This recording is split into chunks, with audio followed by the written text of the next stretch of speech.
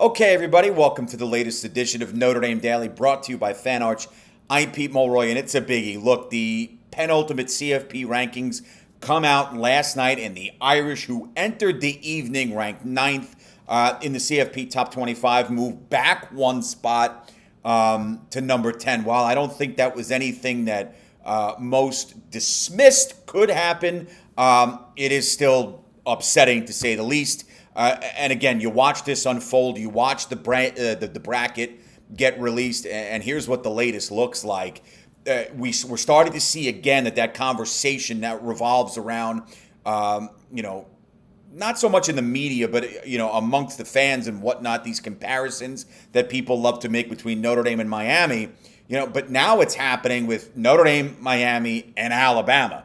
All right, the new top four, thanks to a loss by previously number 3 Texas A&M, Ohio State, Indiana, Georgia, Texas Tech, 1 through 4 there. Oregon 5th, Ole Miss, after all the chaos surrounding Lane Kiffin, came in 6th. What this means for Notre Dame as far as Selection Sunday is concerned, this Sunday, December 7th, when the final bracket is released, is that the Irish will be rooting hard for multiple conference championship outcomes. More on those momentarily.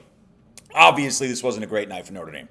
Dropping a spot never is, especially with the final bracket reveal coming in 5 days' time. So you start to look now, well, Notre Dame 9th, now they go to 10th. Alabama slots in that spot above Notre Dame. Well, ESPN was the network that continues to release these rankings, and the question was asked, Notre Dame moves to 10, Alabama ahead of them 9, so they change spots. Why? And that was the question posed to CFP chair Hunter Yurachek Tuesday night.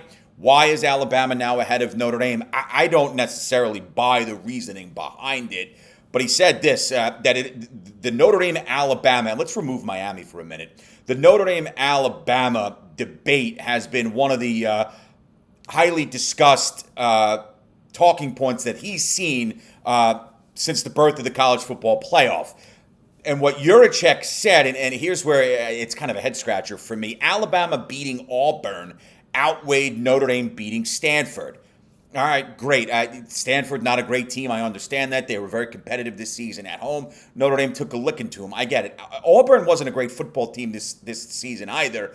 Go through a head coaching change, finished below 500. Yeah, great. It's a rivalry game, the Iron Bowl. You always get up for it. I don't think Alabama looked all that poetic and dominant in a 7-point win in that game. But that seemed to be the reasoning, and that's what Yurachek said Tuesday night on ESPN, that Alabama beating Auburn was outweighing Notre Dame's victory over Stanford, and that seemed to be enough for the committee. And, quote, we will evaluate results of championship games after they are completed over the weekend, end quote. Well, we know you're going to do that. That's your job. The interesting point there, and again, I think most would agree that I don't invest so much in Alabama's win over Auburn. Not a great team, and certainly Notre Dame didn't earn a victory over a very good Stanford team, but they both got the job done. To me, would have left it, but here we are. Another question that was posed to Yurachek was, of the teams that sit idle this week, no 13th game, no conference championship, namely Notre Dame and Miami, for where they are in the rankings now, and Notre Dame is 10th, Miami 12th at present, can those teams flip? Can the rankings change even for teams that don't play? In short, the answer was yes. Idle teams can move following the results of this weekend's championship games and the impact it has on themselves and the teams around them. This means Miami's still in the mix, as is BYU, who's got the Big 12 title game against Texas Tech, a team they lost to earlier this season. It obviously also keeps Notre Dame and Alabama very much in the mix, because if the tournament started today, Bama would be in at 9, Notre Dame in at 10. So the final point that Yurachek made, the top 25 teams will be re-ranked on Sunday, with the final bracket following using all the data points they consistently rely on. So look, it's interesting. There's a lot of ebbs and flows with this. It gets confusing. There's a lot at stake. There's different metric and data points that they use to rank these teams. They do use the eye test, the head-to-head. You equate that for Miami, and it makes sense. I get it. You're a Miami group. Well, we beat Notre Dame week one. I understand it, but the committee still continues to view Notre Dame as the better team considering what the Irish have done since then. And it is not that Miami has played bad football, but as the committee has said for a couple of weeks now, they are evaluating Notre Dame as the better team, hence the rankings. Even though the Irish dropped from 9 to 10, they're in the field. Miami does not play for its conference championship game. They did not reach the title game in a lousy ACC. So they will, like Notre Dame, be sitting idle this weekend, but it does not mean that the rankings for Notre Dame and Miami won't move up or down. They can change. Juracek said that teams are idle. It was put into the sort of the CFP bylines, if you will, or the guidelines that, yes, an idle team's ranking can change based on what happens conference championship weekend if it impacts those teams and the teams around them. So, you know, when you look at everything that happens, as far as what Notre Dame is up against this weekend, Notre Dame has done its job. They don't have another game left until the postseason, and you hope that's in the CFP. If not, it'll be a damn good bowl, but that's obviously not the goal. You want to get back into the 12-team dance and have a shot to go back to the national title game. We all know that. So from the standpoint of not having a game, where's your eyes, where's your focus, your attention going to be? And for Notre Dame, they will be following closely a handful of these games. From a resume-boosting perspective, if I could start there, it'd be nice if Boise State takes care of UNLV on Friday in the Mountain West title games. The Irish, of course, handled the Broncos in South Bend earlier in the season in the first ever matchup on the football field between Notre Dame and Boise. Having a win over a conference champion never hurts. That sentiment would be true here as well should the Bronx defeat Dan Mullen's run in Rebels Friday, again in the Mountain West title game on a larger scale, and that's where the focus would be. There are a couple teams, Notre Dame, and I'll put the bracket back up, would like to see fall in their respective conference title games. The first is BYU.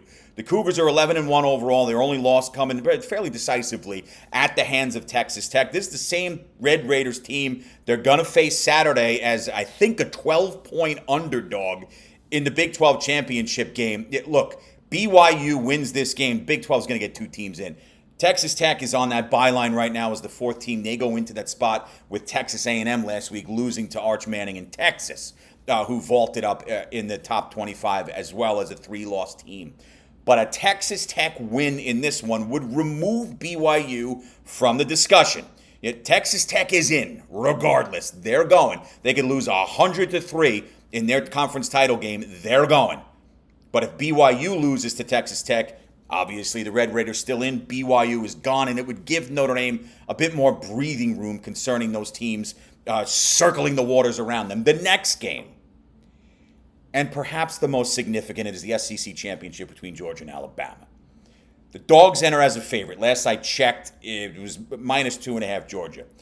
But it was the Tide who upended Kirby Smart's bunch during the regular season in a good game. Georgia taking care of business here would remove the possibility of Alabama probably staying ahead of Notre Dame in the college football 12-team bracket. Look, and the discussion was made, and we've had the conversations here on episodes past, and ESPN brought it up Tuesday night. Do you necessarily want to punish a team for losing its conference championship game, especially in a conference like the SEC? To me, look, it's a great job getting to your conference title game, but for Alabama, that's your third loss. And when you got a team like Miami back there, who it's creeping up, and that gap is closing between Alabama, Miami, and Notre Dame, and the resume comparisons. Look, I said it on yesterday's program. You make this simple. Alabama loses in the SEC title game. I don't care if they lose by 1 or 101. They're gone. It's a third loss. You put Miami in there, and you call it a day. I think that would be very reasonable to do. Would it suck to be punished for losing a conference championship game and not get into the CFP bracket of 12? Well, don't lose to Oklahoma at home. Don't lose to Florida State week 1. What do you want me to tell you? This is how it's worked. There's a lot of good 3-loss teams out there. There's a lot of damn good 2-loss teams. Vanderbilt's one of them. Utah's one of them. They're not going to go to the tournament, more than likely, especially Utah. Doesn't mean they're bad teams, but not enough was done. And this is the debate and the argument we're having now. So from a Notre Dame perspective for this weekend, there's a lot of moving parts here.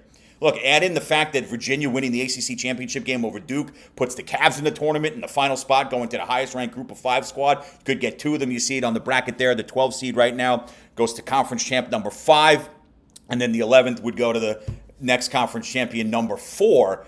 Many of these conference championship games going the opposite direction of what I just discussed could spell, and most likely will spell, massive trouble for Notre Dame. So you're watching this weekend. Look, from a resume booster, let's get Boise to take down UNLV. I think that's beyond reasonable. On that bigger scale, that larger scale, you need BYU to go down to Texas Tech. Goodbye, Cougars, if that happens. You need Georgia to take care of business and beat Alabama. Is it a guarantee that removes Alabama from the field of 12? No. But I think it would be a tough sell to leave a 3-loss Alabama team, even with that 3rd loss coming in the SEC title game. I would think it would be a tough sell to leave them in over a Miami team. And not to mention, the last couple of weeks, you say what you want about the schedule. Notre Dame's been beating the crap out of teams left and right, including ranked teams. But the problem with Notre Dame is after you lost to Texas A&M, followed by that week 1 loss to Miami, your destiny was out of your hands. So as frustrating as this is, this was not out of the realm of possibility of having. I know people don't want to hear that, but it's the truth. This is where we are. But the good news is, even falling back a spot, it's uncomfortable. But as of right now, the Irish are in. Now we got to do a little cheerleading over the weekend. And I want to step away a little bit from the CFP topic for a moment. Tomorrow, National Signing Day across the country, as we know. The Irish have absolutely loaded up on the 2026 group. 4 and 5 stars all over the place. At present, Marcus Freeman and company boast the 3rd-ranked class in the country. That's per 24/7, with only USC and, ironically enough, Alabama, respectively, ranked ahead of them. Along with the Crimson Tide and Oregon Ducks, who hold the number 4-ranked group right now, the Irish have 4 5-star players committed in the class and a whopping 19 4-stars, additional 4 3-star players as well. So on the heels of what was a good 25 cycle that saw Notre Dame finish with the 12th ranked class in the country, this incoming class is truly something special. And from a commitment perspective, one of the best in program history. The 25 group featured current Irish talents like Madden Farimo, Will Black, Jadon Blair, Dallas Golden, Mark Zachary, Nolan James, Elijah Burris, Cam Heron, Ethan Long, and a handful of other really good-looking prospects and players, many of which we've seen on the gridiron this season. But it's the progression here that we've seen in recruiting under Marcus Freeman that really stands out. Building from 2025 into the 2026 group has been incredibly fun to witness. It's been impressive. Add in the fact that already this 2027 landscape looks like a star-studded group early, and we're all reminded of how gifted this coaching staff has become from a recruiting standpoint. In the age of the portal and NIL, programs like Notre Dame continue to show that the most reliable and efficient way to build a championship caliber roster is by going out on the recruiting trail, building those early relationships with high school student athletes and their families, and getting them to buy into what it is that you are selling. Marcus Freeman is exceptional at that. And his 2026 class is further and continued proof just of that. The class is loaded from an individual ranking perspective. There's a litany of players here who can become difference makers as soon as they arrive on campus. And tomorrow's the early signing period, so that'll run from tomorrow through Friday. The Irish are looking at inking commitments from players who have previously given verbals to the university and the program. The vast majority of these players are also expected to enroll at the University of Notre Dame during the spring 2026 semester, which is big as well. Among them, 5-star studs in Rodney Dunham, safety Joey O'Brien, who you know I love, and corner Kari Adams. Highly regarded 4-star players. Running backs Jonas Walton, Javian Osborne, defensive lineman Elijah Golden, wideouts, and there's a slew of them. Kadon Finley, Devin Fitzgerald, Braden Robinson, Bubba Frazier are also expected to do the same, as are offensive linemen Grayson McHugh, Tyler Merrill, Sullivan Garvin, and Charlie Tom, along with 3-star tight end Preston Frizel, who was a big get. they will enroll early as well. On the whole, again, this is a loaded class that's one of the best in the country, bar none. Marcus Freeman and his staff did an exceptional job at building depth in this group on both lines, in the secondary, and from a playmaking perspective at tight end, wide receiver, and running back. We know what currently exists on the roster today and what will be returning next season from said roster.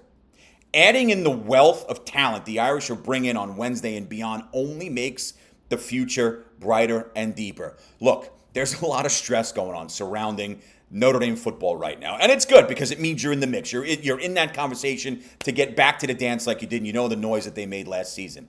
And it's been absolutely beyond commendable to see what Notre Dame has done back-to-back seasons when your backs were up against the wall. I'd like to see them clean up some of those things in September and get rid of those early losses. So we're not having this type of discussion right now. But be that as it may, here's where we are. But it is nice to take a step back and say, all right, big day Wednesday, National Signing Day, future unbelievably bright as it's been. Recruiting, development, progression have just been on exceedingly increased levels since Marcus Freeman became the head coach at the University of Notre Dame. That is an undeniable fact. Take a breath. The Irish, if the tournament started today, would be in. Not ideal going from 9 to 10, but that's where we are. With that, I'll see you all tomorrow. Have a great rest of yours. And as always, go Irish.